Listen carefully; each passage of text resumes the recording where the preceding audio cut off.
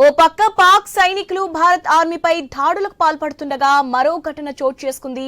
Jammu Kashmir షోపియాన్లో encounter జరిగింది. భద్రతా దళ కాల్పులో ఓ ఉగ్రవాది హతమయ్యాడు. భద్రతా దళాలు ఉగ్రవాదుల మధ్య ఇంకా ఎదురు కాల్పులు కొనసాగుతున్నాయి.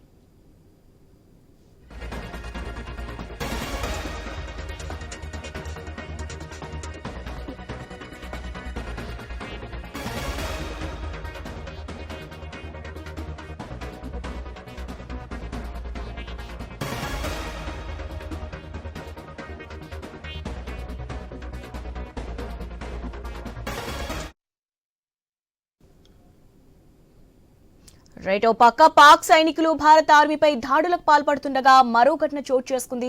జమ్మూ కాశ్మీర్ షోపియాన్లో ఎన్కౌంటర్ జరిగింది.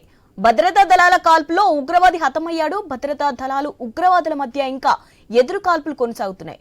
రైట్, దీనిపై అప్డేట్స్ తెలుసుకుందాం. మా ప్రతినిధి ఫోన్ లో రామకృష్ణ లైన్ లో ఉన్నారు. రామకృష్ణ, అప్డేట్స్ ఏంటి? ఇక ఒకవైపు చాలా పెద్ద యుద్ధమే జరిగింది పాకిస్తాన్ కి అలాగే భారత్ కి మధ్య.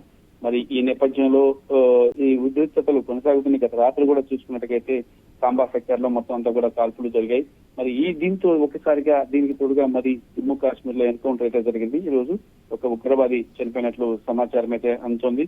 మరి ఈ అంతకు ముందు కూడా మనం కానీ చూసుకున్నట్టుగైతే ఒకవైపు యుద్ధం జరుగుతుంటే మరోవైపు ఉగ్రవాదులు భారత వెపన్స్ ఉన్నటువంటి ఈ జమ్మూలో వెపన్స్ స్టోర్ చేసినటువంటి ప్రాంతాలపై కూడా దాడులు చేయడం జరిగింది.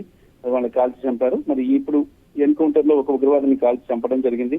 మరి ఈ తాజా పరిస్థితిని ఎలా ఉంది, ఏంటి ప్రస్తుత పరిస్థితి ఏంటి అనేది దేశ రాజధాని ఢిల్లీ నుంచి కేంద్ర హోంశాఖ కూడా పరిరక్షణ చేస్తుంది. మరి ఎన్కౌంటర్ ఎక్కడ జరిగింది, ఎందుకు జరిగింది ఎన్కౌంటర్, ఎవరున్నారు ఎన్కౌంటర్ లో అని చెప్పేసి కూడా ఆరా తీస్తున్నారు.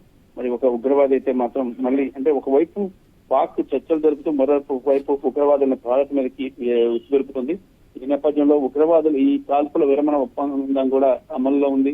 మరి ఒకవైపు చర్చలు జరుగుతున్నాయి. ఈ చర్చలు జరుగుతున్నప్పుడు మరోవైపు ఉగ్రవాదులను ప్రవోక్ చేసి దేశం మీదకి పంపించడాన్ని కొంత తీవ్రంగా పరిగణిస్తుంది భారత్. ఈ అంశాన్ని ఈ ప్రపంచ దృష్టికి తీసుకువెళ్లడంతో పాటు ఇక పాక్ యొక్క బుద్ధిని ప్రపంచ దేశాలకు తెలిసేలా కూడా అన్ని రకాల చర్యలు కూడా తీసుకుంటుంది భారత్.